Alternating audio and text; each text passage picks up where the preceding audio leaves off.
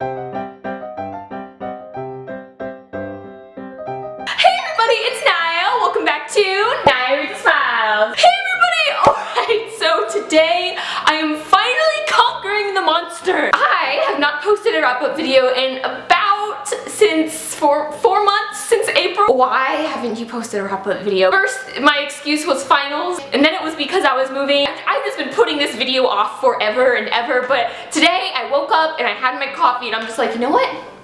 Today is the day. We have to channel our inner Harry Potter and be brave and just do it. As the title says, this is my 4-month wrap-up. Just a warning, you might want to grab some popcorn. It's most likely going to be a long video, maybe my longest wrap-up ever. I read so many good books in these past 4 months and like so many emotional books. A problem was this month I also started but didn't finish a bunch of books. Well, not a bunch, a few books. Mainly for the reasons that I said earlier, so I'm going to mention those ones too because I do want to finish reading those next month, or this month technically when you're watching this. It might already be August, I don't know. Let's waste no time and get into this video. First of all, I'm going to share with you guys books that I already have full review videos of, which I will link down below. These books here I got from Wonderful Grace. I've mentioned them a few times already, but I read them, I believe, back in May. The Neverland Wars by Audrey Greathouse, as well as the first 2 books in the Summoner series by Tahara Mathura. These books were so good. Like, I've been on, you'll notice, I've been on like a magic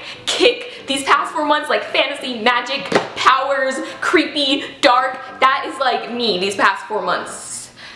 That sounded really weird. Next, I'm gonna quickly go over the books that I started but didn't finish. These books here I actually got to go to an author signing for, and I was given the books before the author signing to read. I moderated the panel, but it was like super last minute, so I didn't get a chance to like finish all of them, so I'm about halfway through all of these books here, and they're so good, and I wish I had like 4 heads so that I could be reading like 4 books at one time. Sadly, you know, the brain or the human body was not made that way. The first one is Avalon by Mindy Arnett. I think this is the book that I got the least amount into. I read maybe like probably 20 pages of this one. I started this one actually the day of the event, and it just ended up being really hectic and I didn't finish it. It's a space adventure, space chase novel. The next book was Starfly by Melissa Landers. I got about halfway into this one and I still remember everything that's happened so far, and I'm gonna finish this one. Like, I'm gonna finish it. This is another space themed novel. As you guys know, in the month of May I read like a bunch of space stuff. You'll see in a second. Also, the book that I read for the genre-a-thon, I got halfway through, and it's Unwind by Neil Shusterman. This one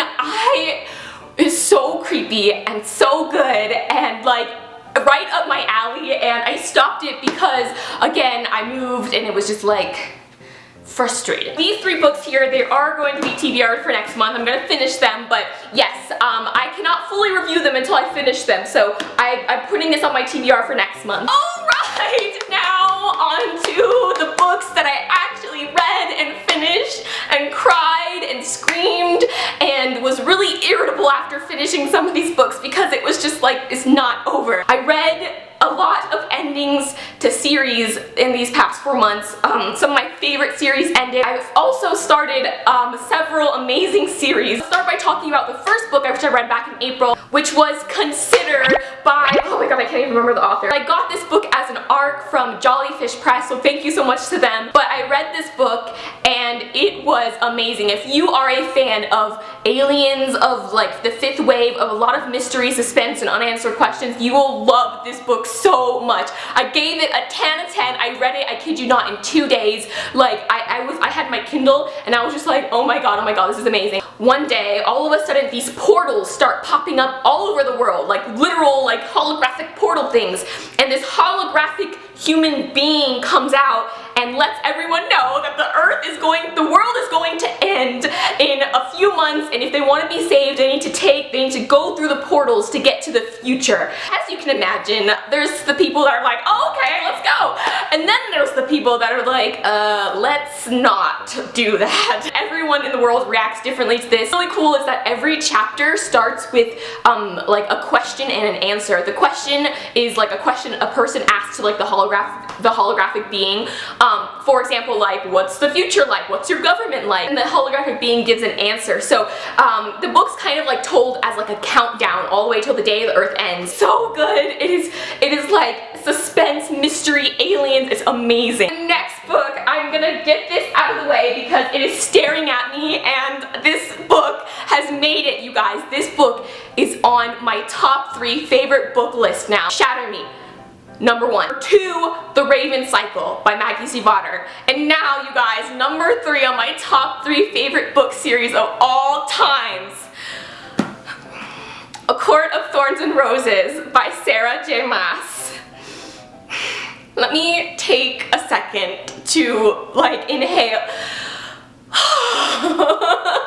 I read A Court of Thorns and Roses and the second book, A Court of Mist and Fury, back to back in the span of 4 days, you guys. 4 days! The second book is roughly, I believe, 600 pages or so. Let me tell you, I started this book, I got this book at a Rick Yancey signing event. Everyone told me, you know, you have to read this book, you have to read it, it's amazing. And I know at the time also Whitney from Witty Novels was reading it, and so I just heard so many good things about it, and I was scared to read it. I was scared it wasn't going to live up to the hype.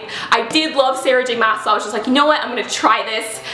And I am so thankful I said I'm going to try this. I read this book and it was the most amazing fantasy book I have ever read in my life. Like, I love this series so far more than I love the Throne of Glass series, which is saying a lot because I really love the Throne of Glass series. The book was like a bajillion out of 10. It was amazing. I just want to read it again and again and again. Okay, when I finished the first book, okay, just to let you guys know, I used to live 5 minutes away, 5 minutes walking distance away from a Barnes & Nobles. When I finished this book, I was so encompassed by it that I couldn't even wait those 5 minutes to go to the store and buy a physical copy of the book.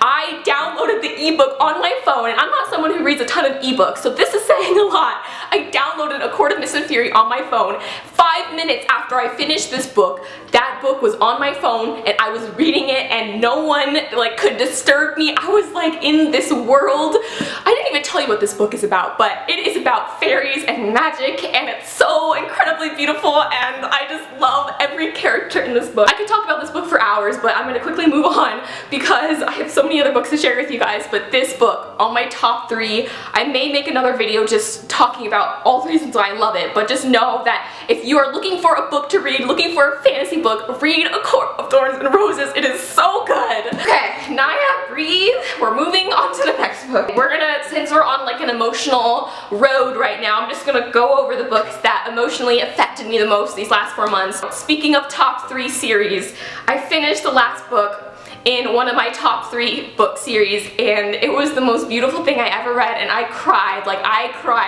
my friend Sarah, as you guys know, she Skyped me afterwards, and I was like just bawling, and she's like, what's wrong? Did someone die? And it was just like such... I finished reading The Raven King by Maggie Stiefvater, and it was the most beautiful ending. It was the most perfect ending to this series that just changed my life. And this last book, it just really hit home with me, and I'm not gonna cry because I cried already too much for this damn book. No. Maggie Stiefvater's writing is the most magical, and when I say magical, I don't mean like magic, I mean like it's something more, and I'm gonna steal that line from the book. It is something more, her series, and it hits you really hard, and like it just, the characters in this book, I was able to relate to like almost every single character I was able to relate to, and no matter what point of view it was being told from, because I think it jumps back between different characters, but no matter what character we were following in the book, I felt so connected to every single one of the characters in this book, and that is really rare for me. Like, this has only happened in like Percy Jackson, and it's just, if you are looking for a book that's poetic and beautiful and that you will probably get a tattoo symbol on your arm, which I will do in the future just to commemorate this, I would recommend you read the Maggie Stiefvater's Raven Cycle. I recommend it above, you know, I recommend any of my top 3 book series. Like, you guys, it is so beautiful. I gave this a bajillion out of 10. Also, I don't think it'll fit on the screen, but it was perfect ending. Next, I talked about this earlier briefly, but I went to a Rick Yancey signing, and Rick Yancey is one of my authors, like, that was on my list of just like, I'm going to meet him one day, I'm going to meet him one day, and by some miracle, I got an email from Lisa, the event manager at my local Barnes & Noble. She's like, Naya, we got Rick Yancey coming, and you have to be there, and I was just like, oh my god. The Last Star, which is the last book in the 5th Wave series, came out, and I read this book in a day, and it hit me, and it was like, okay, I read this book immediately after I finished The Raven King, so I was already a mess, and then I read this book, and I was just like, I had to really pull my shiz together to get to that event, like, without just like bawling and having tears. I actually got to ask Rick Yancey a question. I asked him if he was gonna have novellas, because the way this book series ended was like, I had so many questions still, and it was like, again, this book was a 10 out of 10. It was an amazing ending to this series that just got so deep and got into really the mindset of what if the world ended and there's aliens on the planet, and just, it was beautiful, and I'm like starting to get really sad right now, so I need to like talk about another book. Last book series ending book. Another ending to a series. I finished Winter by Marissa Myers, and this book I started like so many months ago. I read this book over the course of the past 5 months. I read it in between while I was finishing all these other books, and for me, as you guys know, I hate, like, this is one of those series where I just really didn't want to end it because it was something that like just made me so happy reading it, and I'm just like, no, I can't say goodbye to these characters yet. Well, all of these books I've been talking about, I just wasn't ready to say goodbye to the characters, but of course the author was ready to say goodbye to the characters. This book, I think, is one of the books that took me the longest to read, not because I didn't want to read it, but again, because I didn't want to finish it. I was putting it off. Same thing with like the Raven cycle, with the Raven King. I bought that book the day it came out, but I didn't read it for a couple months after because I was just like, I wasn't ready for it to be over. But I finished Winter, and like everyone told me, it was the perfect ending. There was so much action in this book. Like, we were jumping between all the characters, and it was like, when I was reading this, I was imagining it in movie form in my head. It was like one of those books that you just like, you want to see on screen. Pretty much every book I read these past 4 months was a 10 out of 10. I don't think I have any book that was just like, ew, I don't like this book. Next, I read, okay, now getting out of the last books and moving into the first book section, my favorite section of this video. I read the first book in Amy Kaufman and Jay Kristoff's new series together, Illuminate. Oh my god, this book, the coolest, most unique book I have ever read. It is told in files and in documents and in audio recordings and in like amazing, like this it's told in a format that I've never read a book in before. And even just look at the cover, just look. Got to moderate a panel with these two authors, and it took like extreme like willpower and strength not to just like go out and tackle them and be like, oh my god, I love you so much, which is probably what's gonna happen when I meet all these other authors of all these other books. In the future, people are able to travel to different planets, travel between galaxies through wormholes. This planet is attacked, and it's about these people that have to escape the planet and are now being chased and trying to be, you know, killed so that, you know, they don't tell anybody that these other guys, this big corporation, tried to kill all of them. I'm really describing this badly because there's so much that happens in this book, but it is but there is romance in this book. It is so beautiful. If you are a fan of mystery, suspense, space, I feel like I'm missing. I need another adjective. If you want to read the most unique book you've ever read, something just different from any regular style book, read this book. Although I know it's super huge and kind of looks intimidating, but I read this book in 2 days, and I actually got an arc of the second book, Gemini, and I have been putting it off because it's one of those books, like, when you're reading it, you can't read anything else, and I'm someone who usually reads multiple books at a time, so when I read Gemini, I need to have, like, no other book I'm reading. I just need to read Gemini. Next, oh my gosh, I love all of you out there who pushed me to read this book. I read it again in like 2-3 days, and it is Miss Peregrine's Home for Peculiar Children. I finally read it! I read Miss Peregrine's Home for Peculiar Children. Oh my gosh. Okay, I made a video about creepy books that I love, and this book I wish I waited to make that video because this would be added to that, as well as this other book that I'm going to talk about in a second. This book was amazing! Okay, Miss Peregrine's Home for Peculiar Children. I thought it was like a horror book with all these creepy pictures, with all these creepy pictures in them. Yes, it does have creepy pictures, but it's more interesting than scary. I'm totally stealing that comment from the person who left it on my last video. I thought this book was going to be really scary, but it ended up being like one of the coolest books I ever read, and just right up my alley with books that I love. Creepy,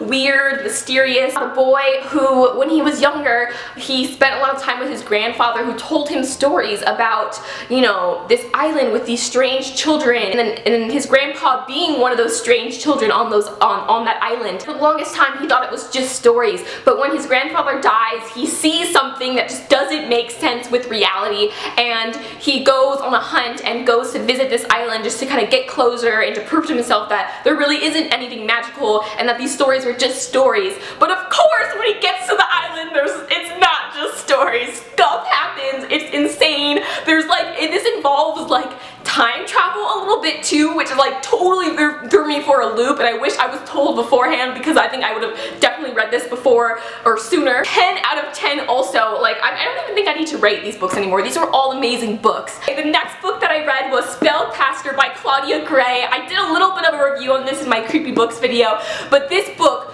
was not at all what I expected to be. It was so much creepier and honestly a little bit scarier than I originally thought it was going to be. The book is about a girl who moves to a new town with her little brother and her dad.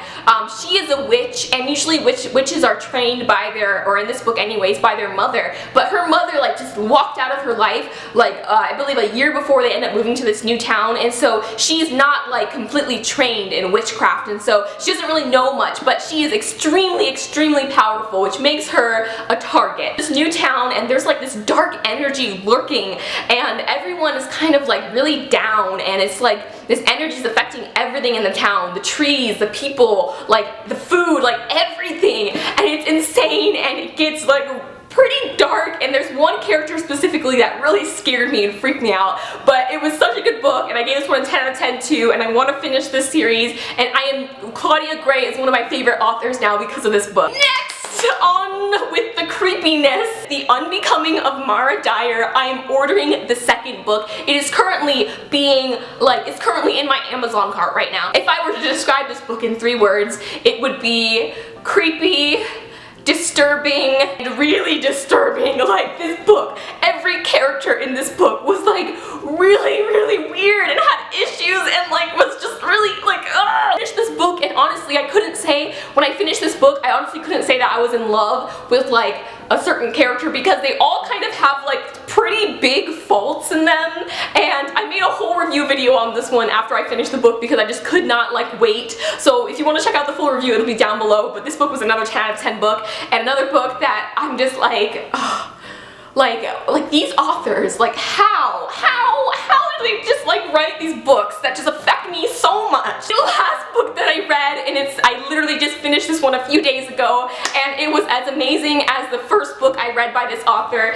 It is Burned by Ellen Hopkins. If you do not know who Ellen Hopkins is, she is an author who writes in verse. This entire book is told in poems, and when I read her first book, Crank, I don't think it's her first book, but her first book to me, Crank, I was like, I read that book so quick, and I was like, I immediately fell in love with this author because she writes about really real, raw, sad stuff that happens in life. Crank by Ellen Hopkins was about a girl who becomes an addict. She gets addicted to drugs. And sometimes in life there's just no happy endings, and Ellen Hopkins is like the, what's it called, epitome? I don't think that's the right word. She just encompasses that section of life, that like not happy ending section, and she writes about it, and it's beautiful and it's heartbreaking. Burned here is about a girl. She was raised very strictly Mormon, to the point where, like, you know, it's like a man's role is to like be the bread giver, and the woman's role is just to have babies until she cannot have babies anymore. She ends up kind of breaking away from that a little bit and getting in trouble with her father, and so her father sends her to her aunt's house, who aunt is not Mormon at all anymore, and she just gets so much freedom and learns so much about life living up there for the summer, and you know, really just gets new perspective. And because of that, that does help her a lot, but at the same time it makes her really conflicted. She's not sure, you know, she struggles between her faith and then what people tell her and then what she believes, and it's so beautiful. Like, I took so many quotes from this book. It was amazing. Alright, that is all the books I read these past 4 months. I am currently reading The Kiss of Deception by Mary E. Pearson, and it is like, oh my god, I'm gonna save it for my next video to talk about it, but yes, those are all the books I read. Let me know what you guys read this month. I know these were a lot of books, so go ahead and please feel free to leave comments down below. Thank you so much for watching. Until next time, keep reading. I'll talk to you guys later. Bye!